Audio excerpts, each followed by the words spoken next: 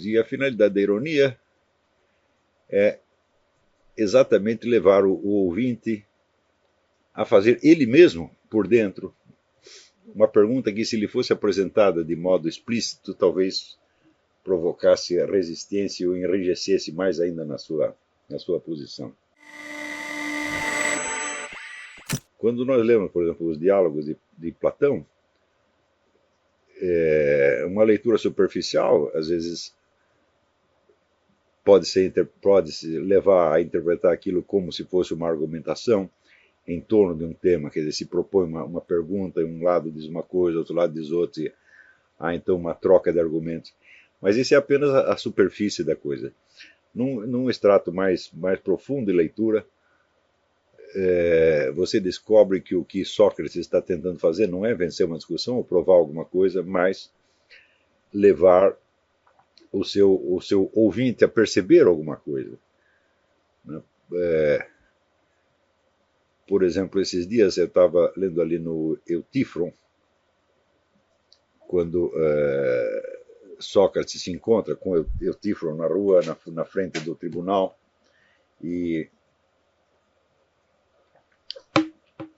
Sócrates conta para Eutífron que ele está ali porque ele está sendo processado, e Eutífron diz, eu também estou aqui por causa de um processo, mas eu não estou sendo processado, eu estou processando.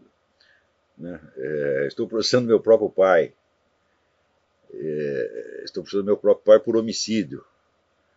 Porque nós tínhamos lá um empregado, e o empregado matou uma pessoa, e meu pai então mandou prender e amarrar o empregado, deixou ele lá amarrado numa árvore, e passou o tempo, esqueceu o sujeito lá, ele morreu. Então eu estou processando o meu pai. Né? E o Tifron diz para o Sócrates, pessoas como nós, assim, que temos um senso de justiça, então nós sempre somos incompreendidos. Né? E o Sócrates disse, que coisa interessante, né?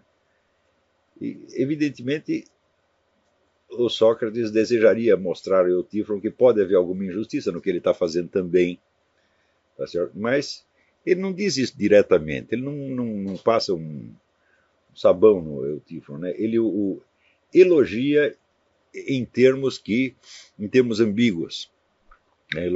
Inclusive ele elogia o próprio sujeito que o está processando também, o tal de Meletos,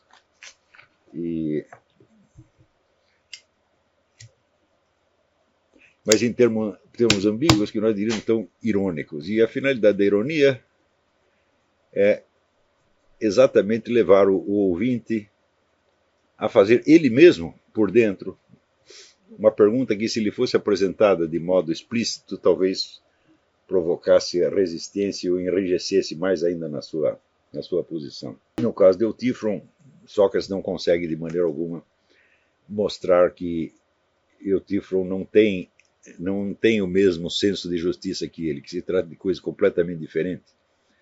Quer dizer, você ser processado injustamente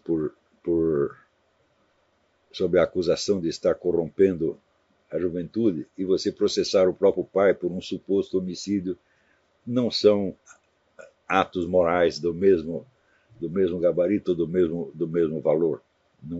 Mas, num primeiro instante, o Tifron se mostra completamente impervio, impenetrável a essa diferença.